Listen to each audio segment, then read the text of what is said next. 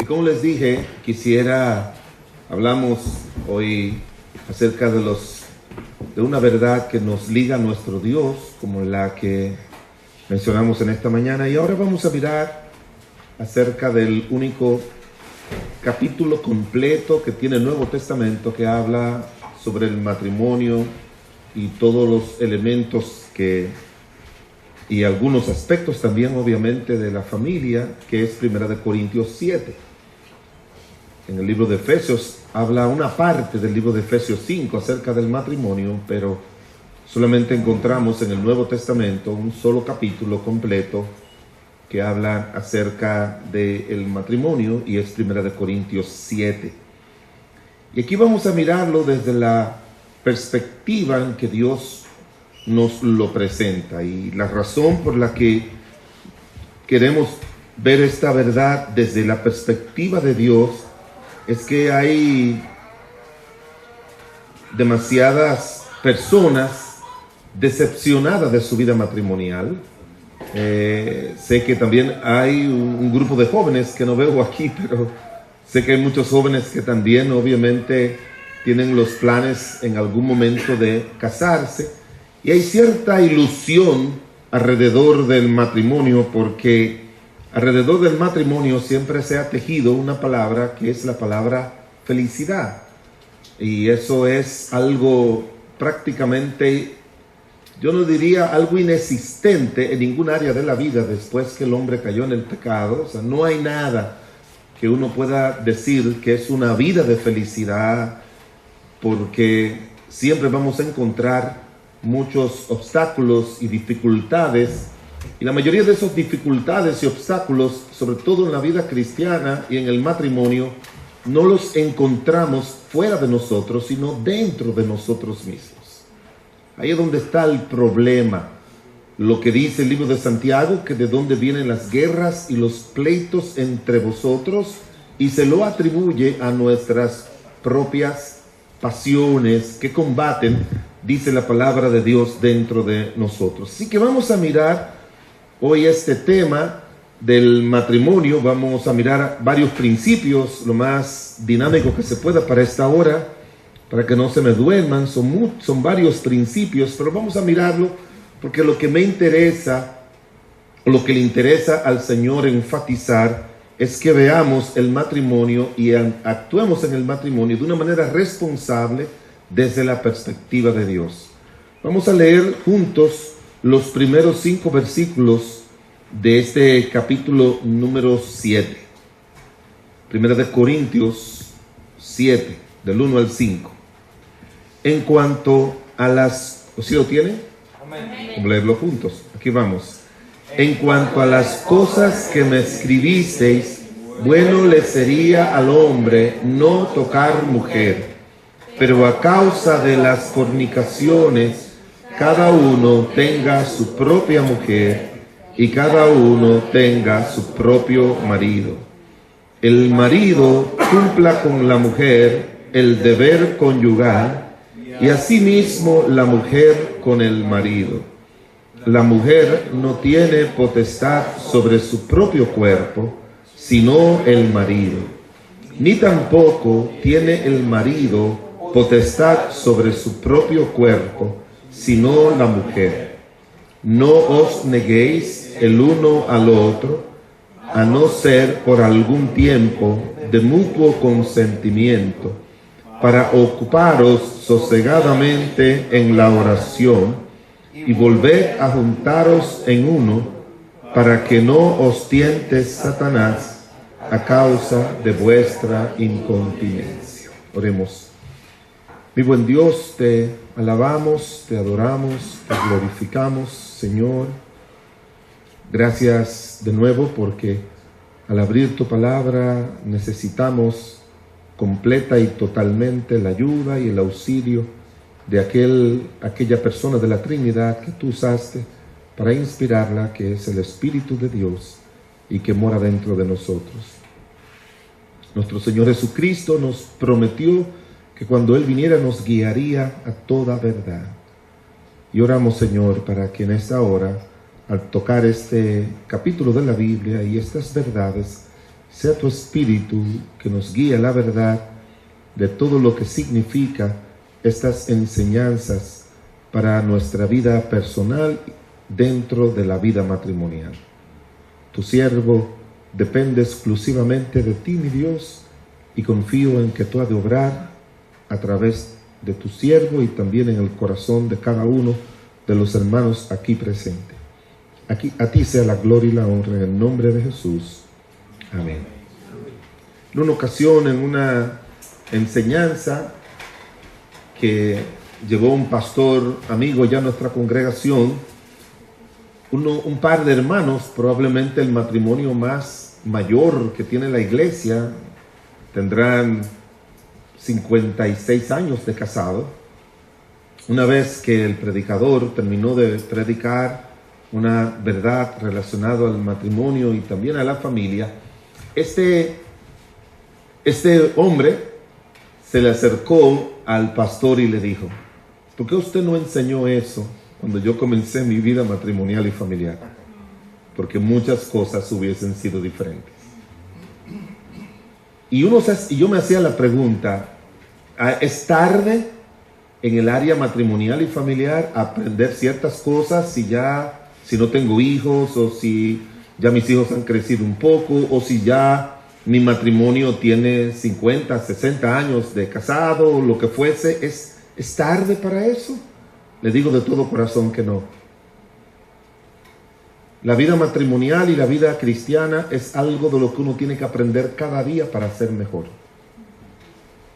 Por lo tanto, yo espero que estas enseñanzas que Dios traiga en esta hora nos ayuden a todos, no importa los años de casado. Yo no sé si hay una pareja que tiene más de 40 años de casado. ¿Hay una pareja así? Hermano Edgardo, ustedes también, nosotros también, mi esposo y yo tenemos más de 40 años de casado. Pero yo no sé usted, yo tengo que leer mucho, tengo que estudiar mucho, tengo que enseñar mucho sobre el matrimonio. Y cada vez que yo hago ese ejercicio, yo aprendo a ser mejor esposo que lo que soy. Igualmente es el mismo mensaje que da mi amada esposa. De manera que estas verdades nunca van a llegar tarde. Estas verdades siempre van a ser útiles, siempre y cuando tengamos la disposición de poner en práctica. ¿Cuál es el título de la predicación? El título de la enseñanza es Más deber que placer. Más deber que placer. Muchas personas piensan que el matrimonio es una relación de placer, y no es cierto. No es una relación de placer, es una relación de deber que tiene momentos de placer. ¿Sí me entienden, hermanos? No estoy espantando a los jóvenes que se casan con la ilusión de que van a ser felices.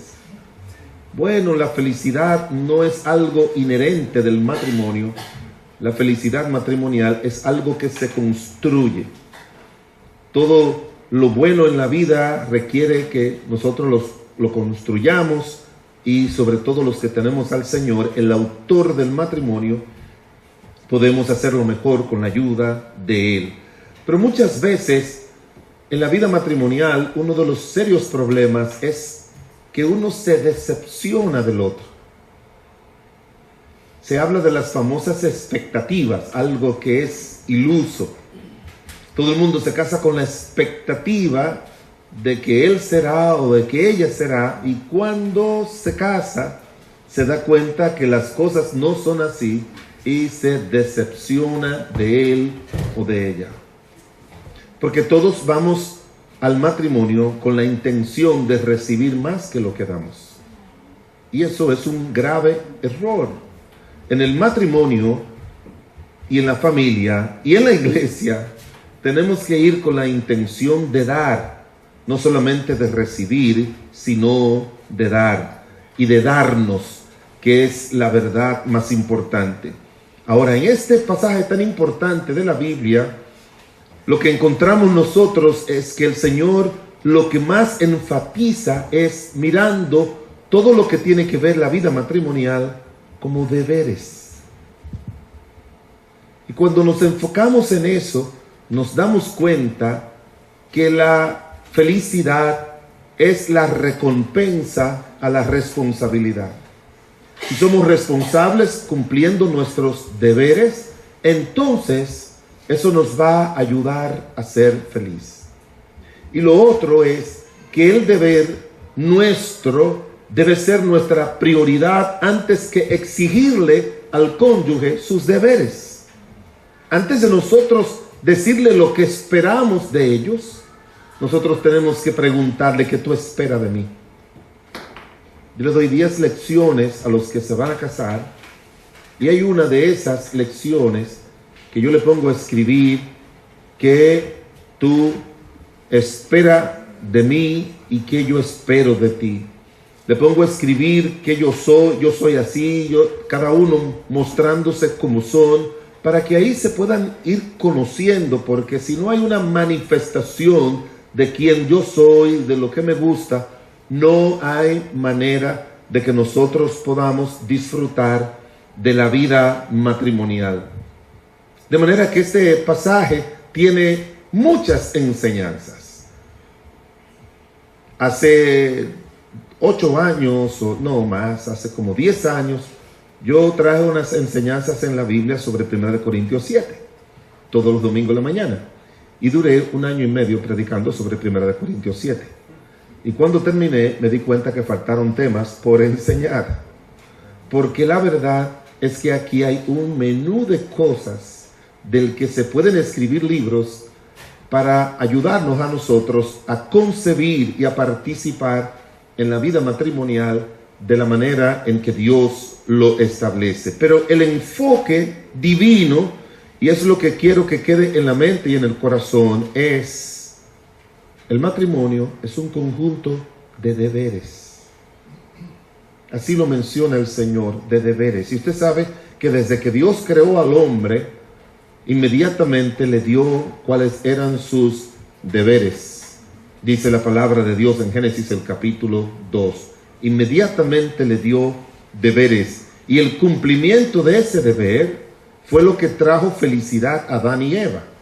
Y el no cumplimiento de ese deber fue lo que trajo la caída de Adán y Eva.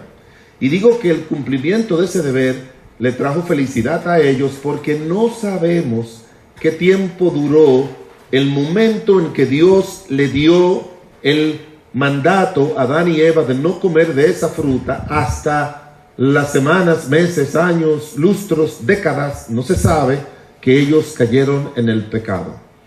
De manera que nosotros sabemos que nuestro Dios es así. Cuando la nación de Israel salió de Egipto, que Dios hizo su obra con ellos, inmediatamente el Señor los reunió en el Sinaí y le dijo cuáles eran sus deberes para con él, según encontramos allá en el libro de Éxodo capítulo número 20. Y cuando los primeros seguidores de Cristo comenzaron a venir detrás de él, y ellos dijeron, aquí vamos a disfrutar porque este hombre anda sanando a todo el mundo y nosotros nos vamos a beneficiar de él. En Mateo capítulo número 5, 6 y 7, él se paró y le dio cuáles eran los deberes de sus seguidores, según encontramos en el Sermón del Monte de Mateo capítulo 5, 6 y 7. Lo único malo con el matrimonio es que nosotros nunca nos sentamos, ni nadie nos enseñó cuáles eran nuestros deberes. Nunca. Yo no sé a usted, pero a mí nunca mi pastor se me sentó y me dio consejería. Ni mi mamá, ni mi papá, ni los de mi esposa, ni nadie. Nosotros llegamos al matrimonio porque es un deseo de todo joven casarse y tener su hogar y todo lo demás. Y mucho menos sin un entendimiento de lo que nos dice la palabra de Dios. Pero vamos a mirar rapidito 7 principios básicos, son más, que tiene este pasaje con respecto al matrimonio desde la perspectiva de Dios, de que el matrimonio es una relación de deber más que una relación de placer. Número 1, mira lo que dice el capítulo 7, versículo 1 y 2 de nuevo. En cuanto a las cosas que me escribisteis, bueno le sería al hombre no tocar mujer, pero a causa de las fornicaciones, cada uno tenga su propia mujer y cada uno tenga su propio marido. En primer lugar, la fidelidad matrimonial es un deber espiritual. Y cuando decimos que es un deber espiritual, es que quien dice que no se puede ser infiel no es el sacerdote, no es el juez civil, no es el pastor, no es el otro que le dice yo no quiero que tú me seas infiel. Nosotros tenemos que ponerlo en nuestra mente que es un deber divino cuando nosotros entramos a la vida matrimonial. ¿Sabe por qué? Porque hay un menú de personas, obviamente nadie tiene ningún tipo de permiso, ni razón, ni justificación para ser infiel, pero nosotros los pastores tenemos que tratar muchos casos de infidelidad. Y uno se encuentra con personas que te dicen, hombres que te dicen, pastor, es que esa mujer no quiere esto, no quiere lo otro, esta mujer es aquello, esta mujer es lo otro. Entonces uno es humano y yo por eso fue que le fui infiel. No es que yo no la quiero. No. Espera un momentito. Tu compromiso de ser fiel no tiene nada que ver con tu esposa. Nada que ver. Ni nada que ver con tu esposo. Es Dios que en su palabra nos dice que nosotros no debemos adulterar. Es Él. Y estos deberes matrimoniales, por eso decimos, deberes es un deber espiritual para que cada uno de nosotros nos sintamos que es una responsabilidad que estamos asumiendo, no delante de la persona con quien nos casamos, sino delante de Dios. Hermanos, yo les digo de corazón, todo cambia en todas las áreas de la vida cuando tú entiendes que tú no debes tirar una servilleta al campo, al lugar, porque hay una ley que dice que no se debe tirar basura y que ahora se está enfatizando muchísimo sobre el medio ambiente. A mí no me importan esas leyes, no me importan esas leyes. Yo tengo el temor de contaminar la creación de Dios. No sé si me entienden, hermanos. Amén. Y usted dirá, pastor, yo nunca había pensado eso así. Es que todos son deberes delante de Dios. No importa si te van a poner multa o no, no importa si te van a criticar por lo que tú hagas. Tú tienes que siempre enfocarte y encontrar un motivo para hacer lo que debe hacer o un motivo divino para no hacer lo que no debe hacer. Y en la Biblia entera hay motivos divinos. En la Biblia, no quiero extender, pero mire, en la Biblia, usted lee el Antiguo Testamento y dice que tú no puedes poner cosas malas frente al ciego. ¿Usted ha leído eso? En el libro de Éxodo. Y dice que en las canas tendrás respeto. No hay nada que escape a Dios mandándonos a obedecer y hacer las cosas exactamente como Él dice. Y en la vida matrimonial, hermanos, que no se nos ocurra a ninguno de nosotros la infidelidad y que mucho menos nosotros de una forma u otra pensemos que tenemos una justificación porque mi esposa es así o porque mi esposo es así.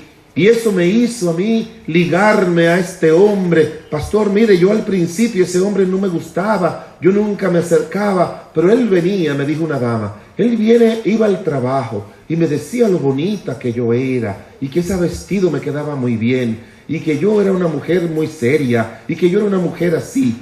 Y eso nunca me lo decía mi esposo y sin querer uno se va ligando.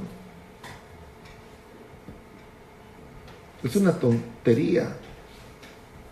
Yo no quiero decirle lo que a veces sarcásticamente uno le dice a alguien, que me decía que era muy bonita y yo tenía ganas de decirle, ¿en tu casa no hay espejo para que te des cuenta que te estaba mintiendo? En serio. Porque a veces uno le sale el deseo de serle sarcástico a ver si se le quita las mentiras que ellos mismos se crean o que el Satanás le crea o que los hombres para conquistarla dicen toda la clase de mentira que se pueden imaginar para conseguir lo que ellos quieren. Obviamente yo no creo en mujeres bonitas ni feas, ni hombres bonitos ni feos. Algunos personas que el día que nacieron no era el día que en el cielo estaban dando belleza. Pero no creo en ninguna manera de que hayan personas bonitas y feas. Todo es un asunto de suerte, o si lo quiere teológicamente, de lo que le tocó, fruto de la providencia divina. Pero hermanos, versículos como Hebreos 13, que dice que a los adúlteros y los fornicarios los juzgará Dios. Es más, puede ser que ni se entere tu esposa ni tu esposo nunca. Pero ya tú sabes que hay un Dios en el cielo que lo ve todo. Carlos Spurgeon dijo que Dios no va a permitir a ningún hijo de él pecar exitosamente. Nadie se va a salir con la suya con Dios. De manera que esto es un asunto así. Y tú tienes el mejor ejemplo en la Biblia, en el rey David. El rey David lo hizo y ya tú sabes las serias consecuencias que vivió desde ese momento hasta que murió. David sufrió desde que cometió eso hasta que él falleció. Si tú ves el rastro desde segundo libro de Samuel, capítulo 11, hasta el primer libro de Reyes, capítulo 1 y 2. De manera que la fidelidad matrimonial es un deber espiritual. Versículo 1, que lo salté, quería comenzar por ahí, pero mira lo que dice el versículo 1. En cuanto a las cosas que me escribisteis, bueno le sería al hombre no tocar mujer. En segundo lugar, la búsqueda de consejería es un deber espiritual. La búsqueda de consejería es un deber espiritual. Este capítulo 7 del libro de Primera de Corintios es el resultado de una consulta que le hicieron a Pablo a través de una carta. Parece que la naciente iglesia de Corinto, una ciudad muy difícil, una ciudad cosmopolita en aquella época, un puerto privilegiado, esa ciudad tan importante, y también las ciudades puertos tenían muchas dificultades para la vida porque estaban compuestas por muchos extranjeros, personas que pernotaban ahí y muchas cosas más. Ellos le escribieron al apóstol Pablo y parece que le hicieron preguntas sobre esto, y por eso él le contesta y le dice: en cuanto a las cosas que me escribisteis, ¿qué hacer? ¿Qué no hacer? Amados hermanos, se lo digo de lo profundo de mi corazón: no deje que su relación matrimonial se deteriore por falta de consejería. Y sobre todo, los hombres. Las estadísticas dicen que el 88% de las veces que una pareja va a terapia o a consejería es por iniciativa de la mujer, no del hombre. El hombre siempre dice: eso lo resolvemos. La única cosa que él utiliza, el hecho de dejar para después, son las cosas del hogar. Una dama compra un cuadro muy bonito, costoso, lo pone en el piso y le dice al marido: por favor, tú que eres carpintero, que trabaja en la construcción, por favor, mira, arréglame esto.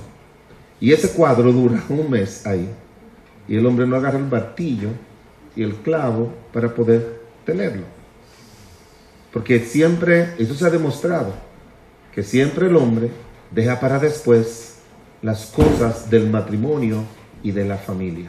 Eso es una tendencia, y eso es un grave error. Usted necesita, todos nosotros necesitamos tener eso. A mí me enseñaron como pastor que uno tiene que tener 3 pastores en su mente a quien acudir en algún momento a buscar consejería y ayuda. Y yo lo he tenido que hacer, no por asuntos matrimoniales, pero sí asuntos ministeriales. Y la última vez que lo hice, eso yo creo que fue lo que salvó mi ministerio. Porque tenían esas luchas internas feroces Y fui donde un pastor que yo considero mi pastor, y hablando con él, y tuve que pagar un pasaje porque él vive fuera del país, y hablando con él y él conmigo, llegué a mi país y ese problema se me resolvió por la gracia de Dios hasta el día de hoy. Nosotros se necesita que usted tenga personas confiables, capaces en la familia, en la iglesia, que le ayuden, que usted vayan, que tienen que ser personas capaces, confiables, discretas, personas que usted sabe que lo suyo no lo van a compartir con nadie. Se requiere eso, de que cada uno de nosotros, este lindo capítulo de la Biblia, vamos a usar ese término, no existiese si ellos no le consultan a Pablo las situaciones que estaban viviendo, que no nos dicen obviamente cuáles eran, pero por la respuesta tan extendida que el apóstol Pablo le da, parece que le habían traído diferentes situaciones para su vida. Pero eso, hermanos, eso es un deber espiritual. Dios espera que cada uno de nosotros, cuando estemos en dificultades, nosotros podamos recibir consejos o buscar consejos. La Biblia dice que la multitud de consejeros, ¿qué dice la Biblia? ¿Usted lo recuerda? Está la sabiduría. Cuando Moisés, con todas sus capacidades, agarró con el pueblo de Israel hacia la tierra prometida, se encontró con una multitud de 603.550 personas, dice el primer censo, mayores de 20 años, que él estaba dirigiendo. Y toda esa gente venía donde él a que le resolviera sus problemas. Y cuando Jetro, su suegro, lo vio, le dice: tú vas a desfallecer del todo. Tú tienes que nombrar personas así, así, asado, así, para que se encarguen, uno de 50, otro de 100, otro de 1000, y que ellos puedan batallar con los asuntos menores, y cuando sea un asunto mayor que lo traigan a ti. Pero puedo hacerle un recuento en la Biblia de la importancia de la consejería. El no hacerlo pone en peligro la vida matrimonial. Una hermana de la iglesia se me acercó ya lamentablemente varios años atrás y me dijo: pastor, yo necesito consejería matrimonial. Tengo problemas en mi matrimonio. Y yo le dije: te felicito. Me dice: ¿usted me felicita porque tengo problemas? Sí, porque tú tienes 18 años de casada y es la primera vez que tú vienes donde mí. Ella me dice: yo tengo 18 de casado, es la primera vez que vengo donde usted, y tengo 18 años diciéndole a mi esposo: vamos a buscar consejería. Y él me dice que no. Y al final no valieron mis consejos y ayuda, hermanos. Ella se divorció de él. Y él iba y me rogaba, hablé con ella: yo no quiero divorciarme, yo no quiero divorciarme. Y yo hablé con ella y no hubo forma y se divorció. No voy a entrar en detalles con ese caso, pero lo que quiero decirle es que, como ustedes saben que se dice en inglés, me gusta esta frasecita: a veces si usted llega, it's too late. Entonces hay que evitar eso. Hay que evitar eso. Busque consejo, busque ayuda. Acérquese a alguien siempre. Si es un problema personal, si es usted el problema, acérquese a alguien como mujer o como hombre. Y si es algo de los dos que no se han podido poner de acuerdo, busque a alguien, pero eso es algo espiritual. No es algo humano, no es algo psicológico, no es algo que tiene que ver con eso. La consejería es un deber espiritual en la vida matrimonial. Mire lo que dice el capítulo 7, versículo 3, dice: el marido cumpla con la mujer el deber conyugal, y asimismo la mujer con el marido. La mujer no tiene potestad sobre su propio cuerpo, sino el marido, ni tampoco tiene el marido potestad sobre su propio cuerpo, sino la mujer.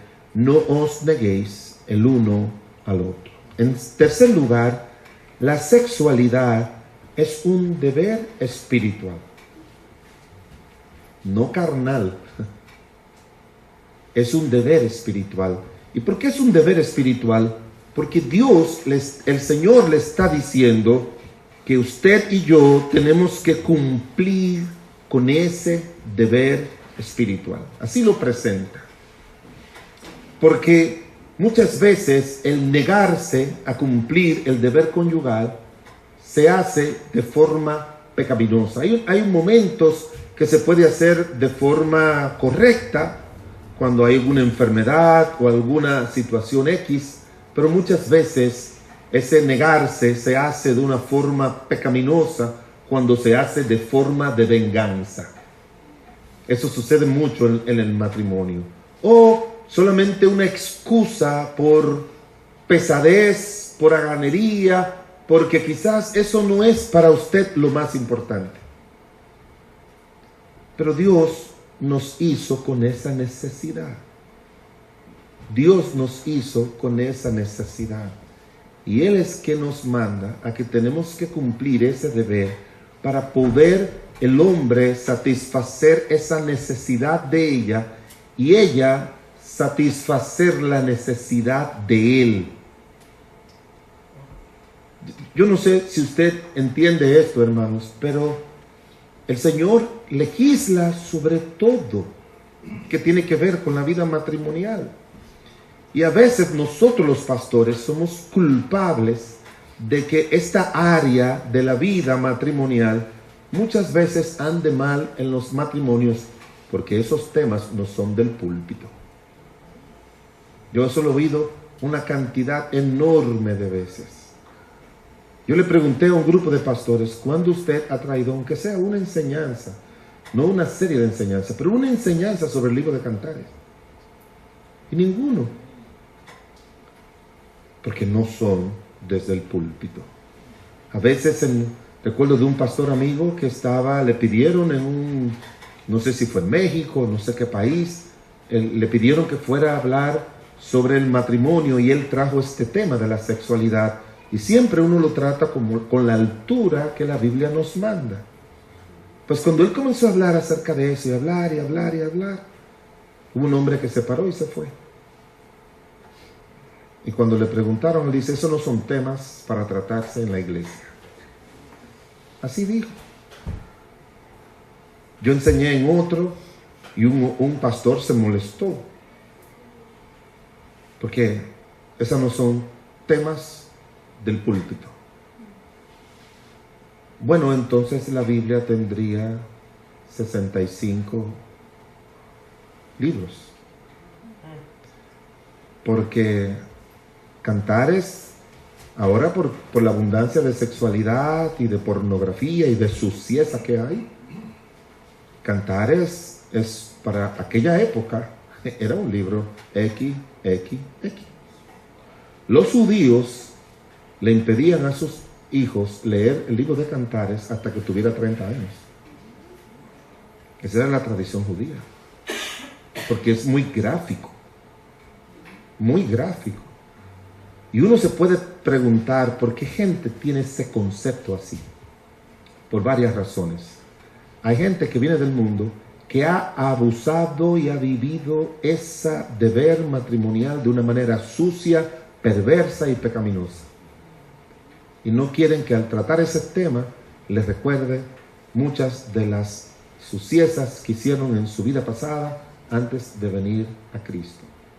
Y otros, como yo sé de algunos, son personas que se han negado a seguir esa práctica porque ya eso era cuando éramos jóvenes. Y la verdad es que eso no se puede establecer bajo ninguna circunstancia una edad límite. Eso es algo que lo establecen los esposos dado las condiciones de cada uno de ellos. Pero eso no tiene una edad. Una hermana de la iglesia le dijo a mi esposa, no sé qué voy a hacer con mi esposo, él se la pasa el día entero yo corriendo y él detrás de mí, que me quiere agarrar y que quiere estar conmigo. Yo le digo que ya no, que ya yo no estoy en eso. Entonces le preguntamos y nos reímos porque ella tenía 77 años y él 79. Y yo le dije a mi esposa, lo mejor fue que habló contigo, no conmigo.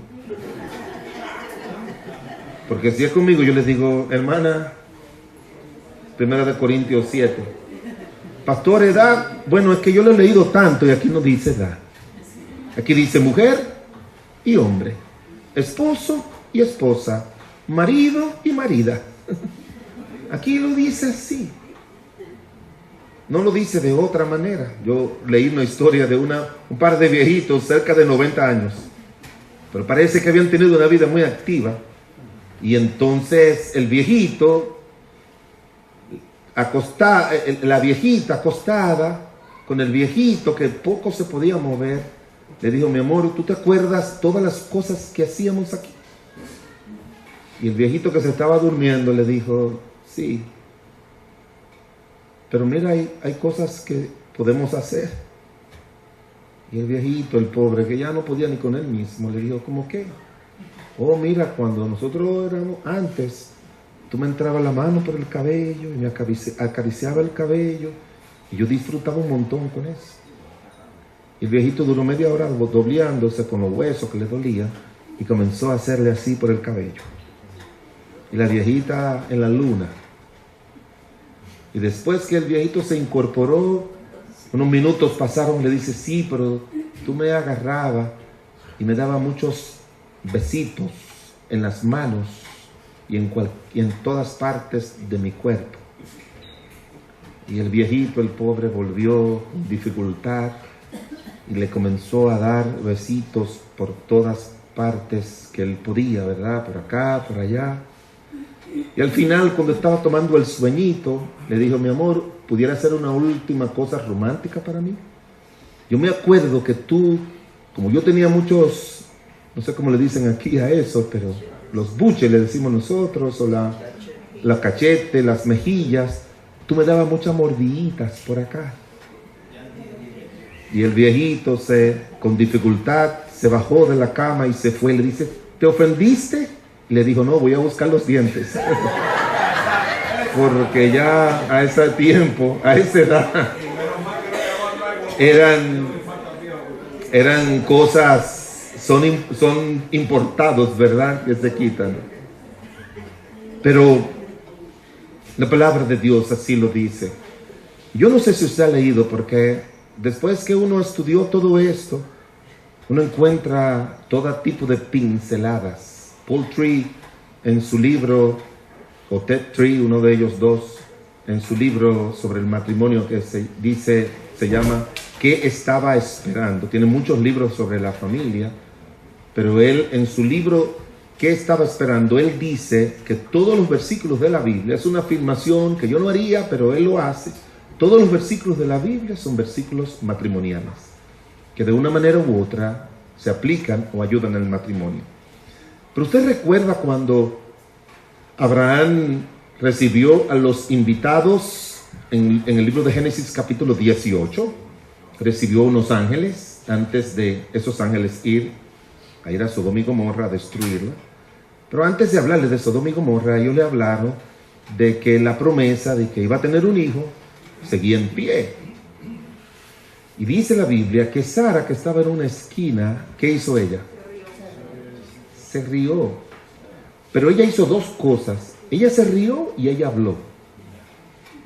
Pero dice la Biblia que ella dijo, siendo ya mi hombre mayor y yo que han cesado las costumbres de la mujer, tendré deleite. O sea, Sara estaba consciente que un hijo era el resultado de un tiempo de deleite matrimonial. Y yo me acuerdo, yo siempre me gusta crear situaciones, ¿verdad? A Sara quizás se le olvidó eso, pero un día Abraham comenzó a tocarla y a buscarla, y quizás Sara le dijo, Abraham, ya tú estás muy mayorcito, yo creo que ya ese tiempo pasó. Y Abraham tenía 99 años y Sara 89, y Abraham le dice, bueno, mijo, milagros pueden suceder. Y entonces quizás Sara le dijo, ay, quítate, y le cayó la mano, usted sabe dónde, y Sara le dijo, oh, Abraham, wow.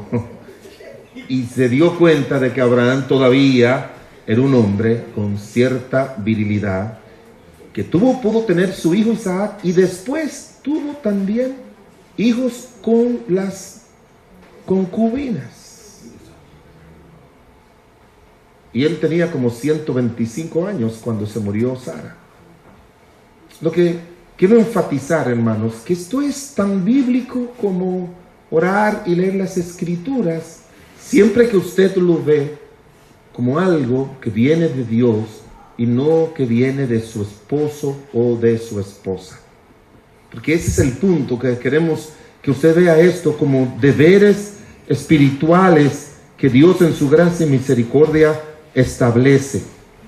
Mire lo que dice 1 Corintios 7:5. No os neguéis el uno al otro, a no ser por algún tiempo de mutuo consentimiento, para ocuparos sosegadamente en la oración. En cuarto lugar, hermanos, por lo que dice la Biblia, la oración matrimonial es un deber espiritual.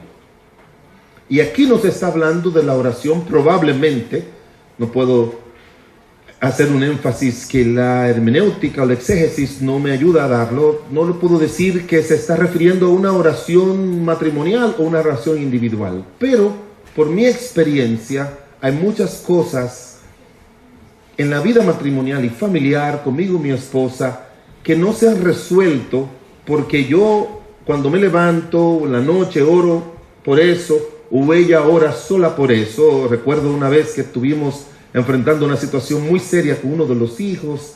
Ella me dijo, tú lo has aconsejado, sí, yo estoy cansado de aconsejarlo, pero no funcionan las cosas. Y me llegó a la mente ese versículo de Mateo 18:19. Si dos o más de vosotros se pusieran de acuerdo sobre alguna cosa que pidieran en la tierra, les será hecho. Y yo le agarré por la mano y le dije, mi amor, vamos a poner en práctica esto. Establecimos específicamente una cantidad de días, y todos los días, todas las noches al acostarnos, ella y yo nos pusimos de acuerdo para orar por eso y por algunas otras cosas más de nuestros hijos y nuestras.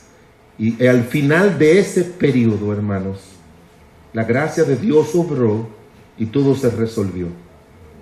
Y eso nos enseñó a nosotros, mira, regularmente nosotros tenemos que aprender a orar juntos. Por propósitos, por motivos, por razones, por dificultades.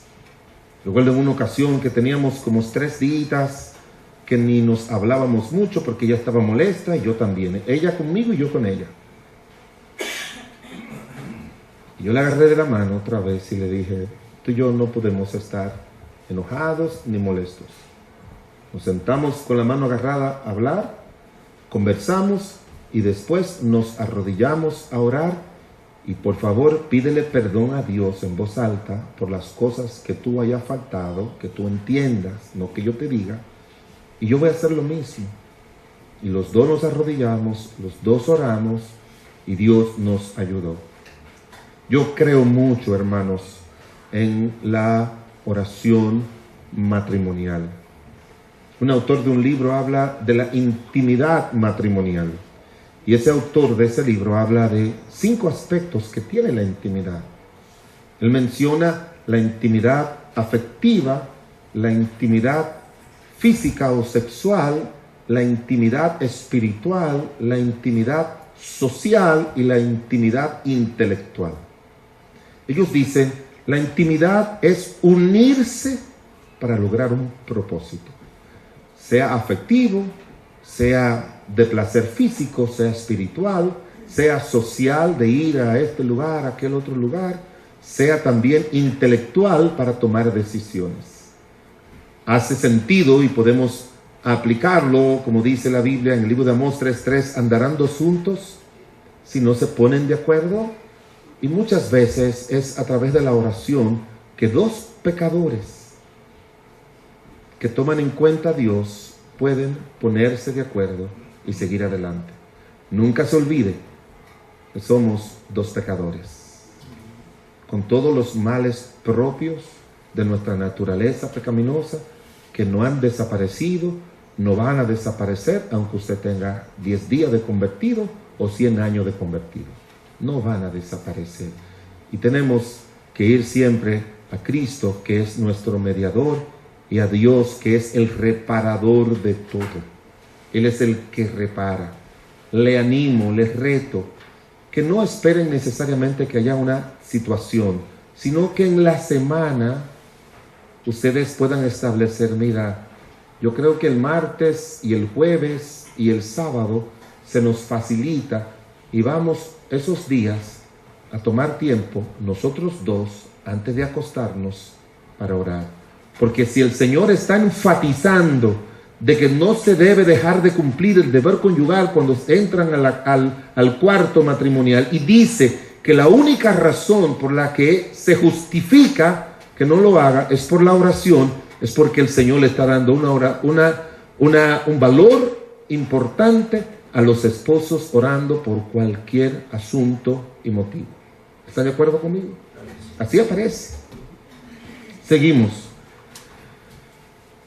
Capítulo 7, versículos 10 y 11, dice: pero los que están unidos en matrimonio mando, no yo, sino el Señor, que la mujer no se separe del marido.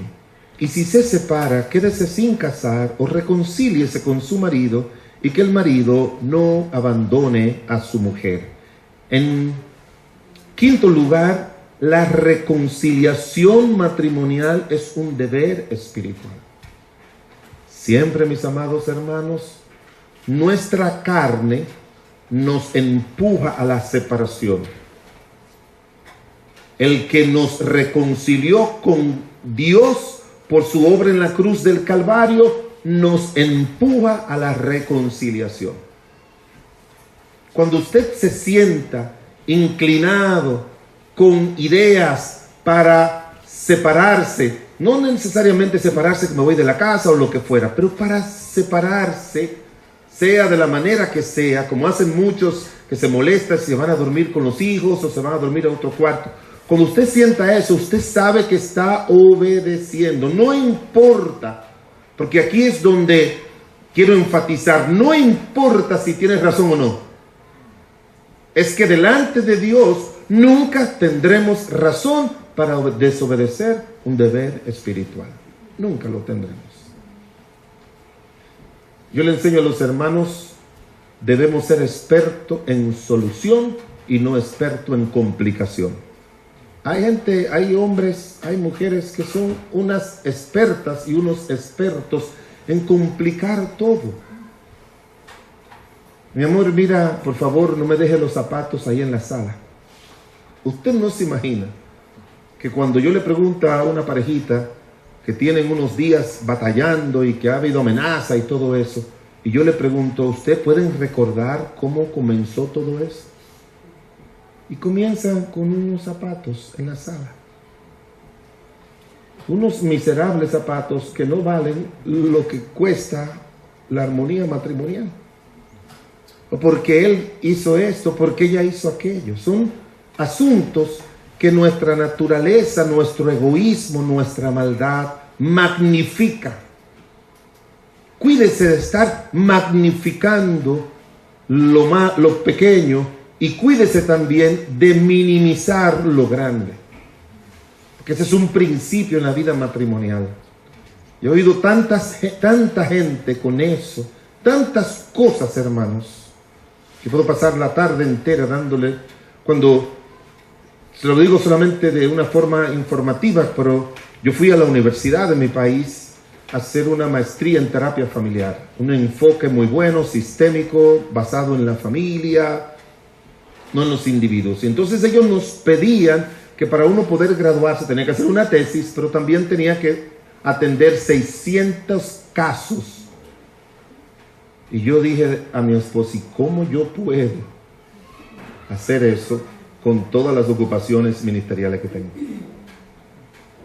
Pero hay un centro todavía en mi país, en esa época era el más importante, que se dedicaba a dar terapia y consejería a personas que lo solicitaran. Y el director me pidió que fuera parte de ese equipo de terapeutas. Y por el paso del tiempo, no fueron 600, sino casi 1000 horas. En el 99.9% eran personas que no eran creyentes, obviamente. Y iban de todas las categorías, embajadores, gente con plata. Recuerdo de uno, yo no sé si ustedes conocen esa marca de carro que se llama Jaguar, que es una marca carísima. Yo recuerdo de uno que cuando la esposa se enteró de su infidelidad, que yo estaba atendiendo, le regaló un Jaguar, como para tranquilizarla. Y usted se puede imaginar. Y otra parejita que tenían 9 años de casado y se habían separado 11 veces. Y por ahí una cantidad de cosas que usted no se puede imaginar. Y cuando uno pregunta de dónde viene todas esas cosas, se va a dar cuenta de que fue que uno le gusta magnificar cosas insignificantes y a otros le gustan minimizar cosas importantes. Si pudiera uno escribir un libro solamente de casos que uno recuerda y que uno trató en todo ese proceso.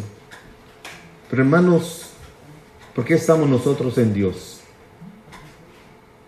¿Saben por qué estamos en Dios? Según 2 Corintios capítulo 5, porque Dios, el ofendido, estaba a través de Cristo reconciliándonos consigo mismo y nos dio el ministerio de la reconciliación. ¿Qué es la interpretación de ese pasaje? Que nosotros tenemos que ir al mundo, hablarle a la gente de Cristo, para que la gente, como dice la Biblia, somos embajadores en nombre de Cristo y le decimos al pecador, reconcíliate con Dios. Pero yo me hago la pregunta, si tú y yo salimos al mundo, nuestra iglesia, salimos todas las semanas a evangelizar.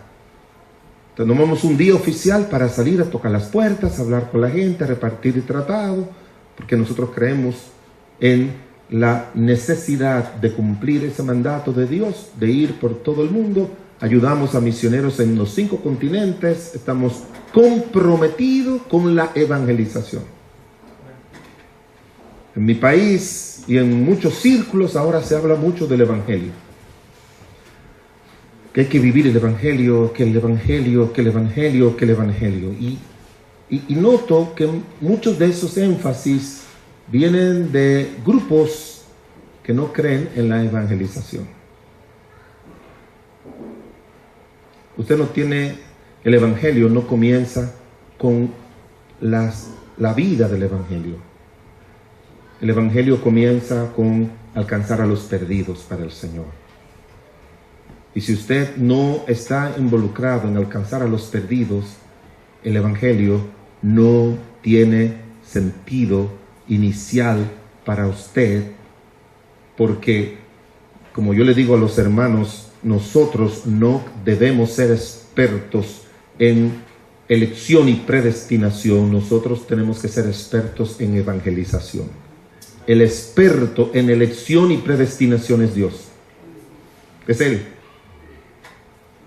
Don MacArthur, un gran escritor, fue a mi país y en una conferencia que se llama Por su Causa, que reunía 5,000, 7,000 personas, él predicó, yo prediqué en esa conferencia.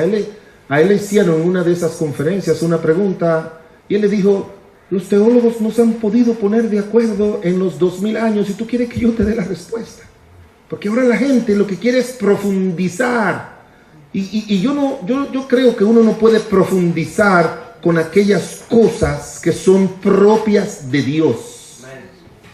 Con lo que uno tiene que profundizar son aquellas cosas que Dios nos ha encomendado a nosotros. Como dijo Mark Twain, yo no me preocupo lo que no entiendo de la Biblia, yo me preocupo por lo que yo entiendo, porque de eso es que yo soy responsable. Entonces nosotros tenemos que ser expertos, hermanos, en la palabra de la reconciliación. Y si yo salgo los jueves o cualquier día de la semana a tratar de reconciliar al mundo con Dios, yo debo ser un experto en mi casa con la palabra de la reconciliación. Con mis hijos, con mi esposa, con mis seres queridos. Porque como alguien dijo, un hipócrita es una persona que es un buen cristiano en todas partes, menos en su casa. Y a veces sucede eso con cada uno de nosotros.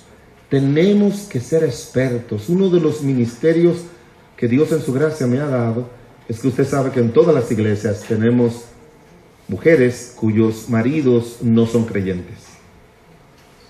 Y pasamos años orando por ellos. Y Dios me ha dado la gracia que un día Dios pone en mi corazón, vamos a predicarle al esposo de la hermana Juana, y muchos de ellos han recibido a Cristo al llevar el plan de salvación a su casa a través de su servidor. Así que si yo ando reconciliando, y también en hogares que me piden que vayan a hablar, yo recuerdo de un hogar que entré con mi esposa a las 8:30 de la mañana, salimos a las 3 de la noche, de la madrugada, tratando un tema que mi esposa, la pobre, se durmió por todo lo que significaba esa batalla de consejería, sobre todo cuando hay resistencia, no al consejo del hombre de Dios, sino a la verdad divina. Yo nunca le doy un consejo humano a nadie que no venga de Dios y de su palabra.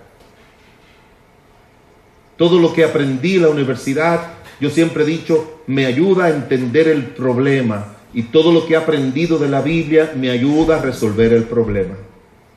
Pero es el Dios que tiene soluciones a nuestros problemas.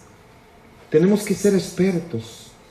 En el libro de Jueces, el capítulo 19, hay una historia de un hombre levita que dice la escritura que su concubina le fue infiel. Y dice la palabra de Dios que él fue donde la casa del padre de la concubina y le habló amorosamente para hacerla volver. La hizo volver. Me da tristeza, si usted ha leído esa historia, cómo terminó esa historia, pero él lo logró. ¿Y sabe por qué yo entiendo que él lo hizo? Porque él era un levita. ¿Sabe quién era un levita? Un conocedor de la palabra de Dios. Y todo aquel que es un conocedor de la palabra de Dios, va a llegar un momento que aunque de forma dura tenga que ir y poner en práctica lo que Dios dice para poder hacerlo. De manera que nunca hable de divorcio, nunca hable, somos tan ligeros a decir, si esto sigue así, esto no va a durar mucho, si esto sigue así, no creo que llegaremos a viejo. Y tenemos esa idea de cuando nosotros nos enseñaron que lo primero que tenemos que conocer de ambos esposos, cuál es el contexto familiar de donde viene. Porque yo he notado de que ese hombre o esa mujer que viene de un contexto familiar de padres divorciados, eso se queda como una solución permanente en la mente de él o de ella. Pero cuando no vienen, como lo he visto, de padres que no son divorciados, luchan y luchan y luchan para no divorciarse. Y como uno dijo, pastor, es que ella insiste en divorciarse, pastor, es que en mi familia nunca ha habido un divorcio. Entonces eso lo mantiene como yo no puedo hacerlo. Pero el asunto no es si en tu familia ha habido, ni en la familia de ella. Es un deber de Dios la reconciliación. En lo que depende de nosotros, como dice la palabra de Dios.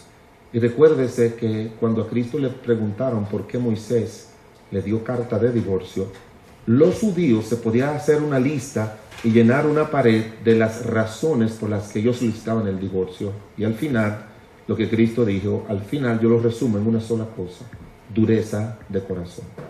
Cuando alguien no quiere ceder, cuando alguien no quiere sacrificarse en perdonar, en ayudar, en poder buscar soluciones a las cosas. Pero una persona dura de corazón es una persona que no quiere dar su brazo a torcer. En sexto lugar, mire lo que dice 1 Corintios, el capítulo 7, versículo 14. Porque el marido incrédulo es santificado en la mujer, y la mujer incrédula en el marido, pues de otra manera vuestros hijos serían inmundos, mientras que ahora son santos. En sexto lugar, el buen testimonio marital es un deber espiritual. Es un deber espiritual. He leído muchos comentarios, No sé que si ha leído algo sobre eso el pastor Edgardo o el pastor Mario, uno siempre anda buscando, pero ese versículo en particular se hace difícil uno poder interpretarlo. ¿Por qué los hijos son santos? ¿Por qué la mujer incrédula santifica al marido? Lo que fuere. Para mí, buscando una manera un poquito más simple, y como hay un principio en hermenéutica que dice que la Biblia interpreta la Biblia, entonces fui a 1 de Pedro 3 y dice la Biblia, allá en 1 de Pedro capítulo 3, hablándole a la mujer, que la mujer tiene que ganar a su marido sin palabra. Yo creo que un buen testimonio de vida transformada es algo que va a ayudar a que ese hombre o esa mujer un día llegue a ser de Cristo y un día pueda llegar a ser un santo apartado para Dios. Porque eso sucede con mucha frecuencia. Teníamos una célula o un grupo de estudio bíblico, no le llamamos células, sino grupos de gracia, grupos de alcance, grupos pequeños, lo que fuese. Y duré como 2 años en esa casa, y muchos de los vecinos se convirtieron. Había una familia de 7, 5 hijos, y el esposo y la esposa, los 7 se convirtieron. Estamos hablando de 30 años atrás, y los 7 están en los caminos de Dios, y él está en el cielo con el Señor. Pero de los miembros de la familia de esa señora, que eran como 11 hijos, más los nietos y los esposos de los hijos, nunca nadie se convirtió. Pero ella siguió siendo miembro de la iglesia, una señora ya de 60 y algo de años, muy respetable. Y un día yo fui a visitarla por un asunto de salud, y le pregunto a una hija que siempre vivió con ella, y le digo, Belkis se llamaba ella, que también falleció junto con su mamá, porque ¿a qué se debe que cuando teníamos los estudios bíblicos y las enseñanzas evangelísticas aquí, vecinos, y comencé a mencionarle nombres, y tu tío, y todo el mundo se convirtió menos ustedes?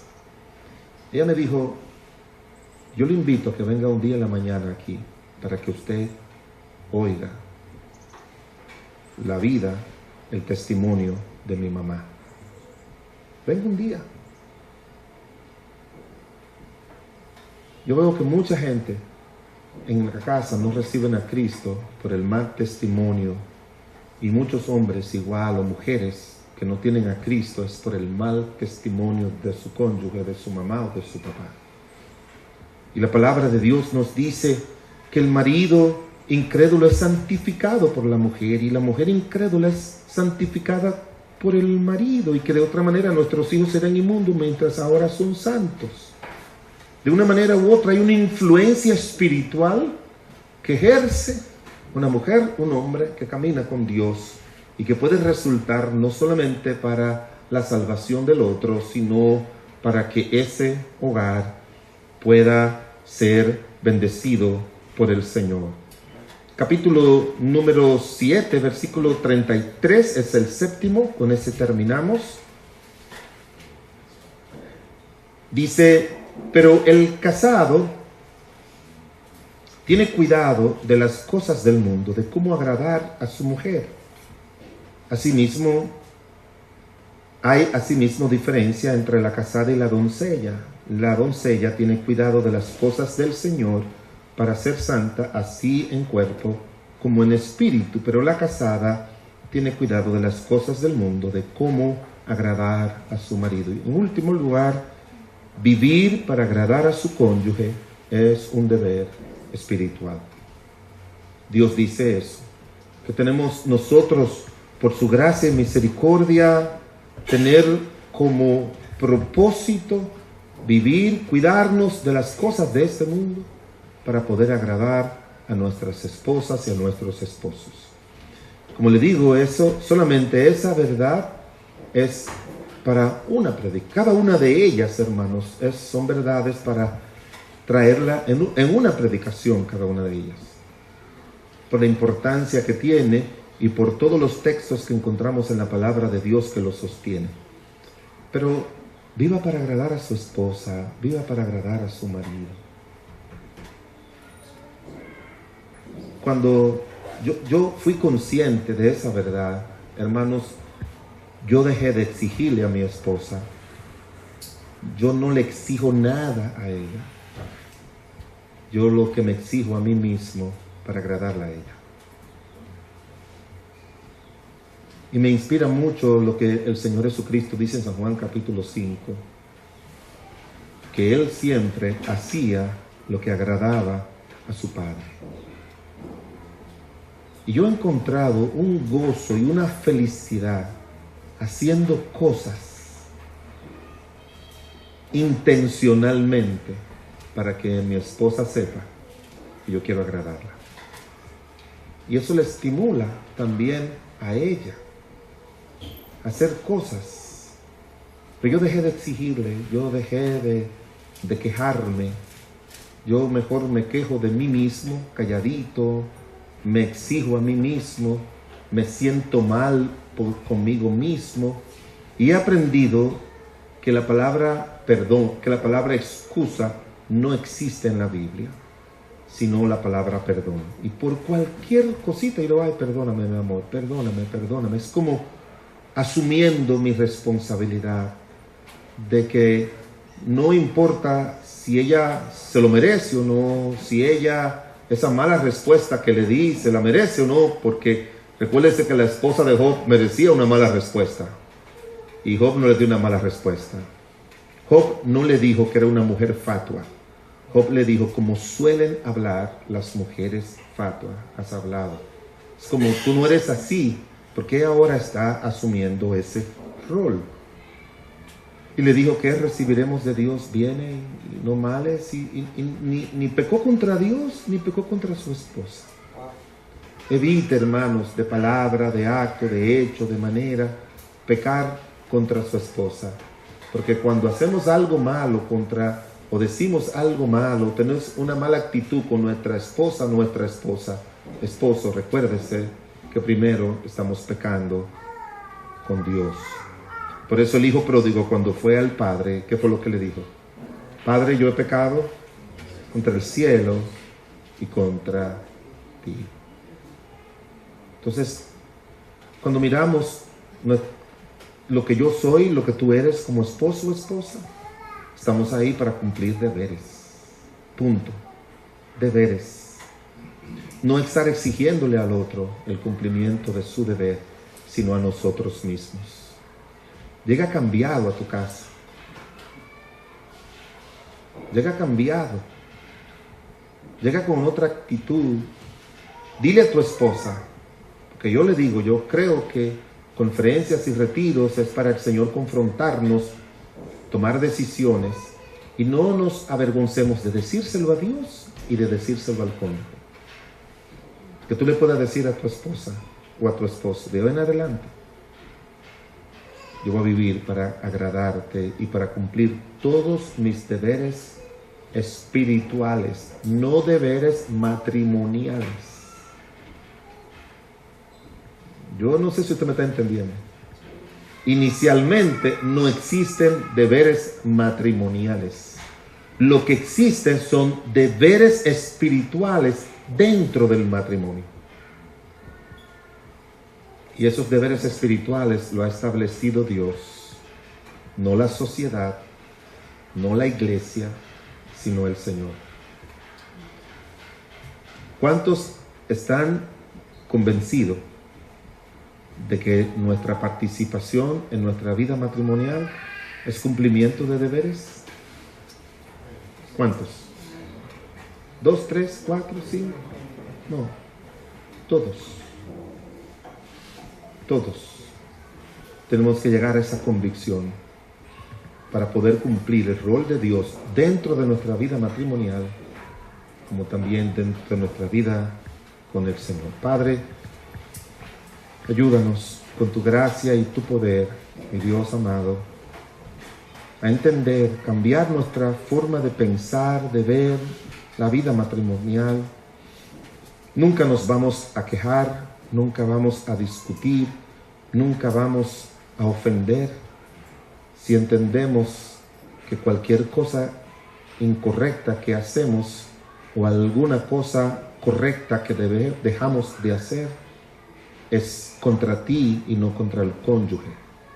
Que tu espíritu nos ayude a ser firmes estas no recomendaciones, sino estos mandatos expresos de Dios en su palabra para enriquecer nuestra vida matrimonial. Y cuando la obedecemos, te glorificamos y nos beneficiamos. En el nombre de Jesús. Amén. Que Dios le bendiga.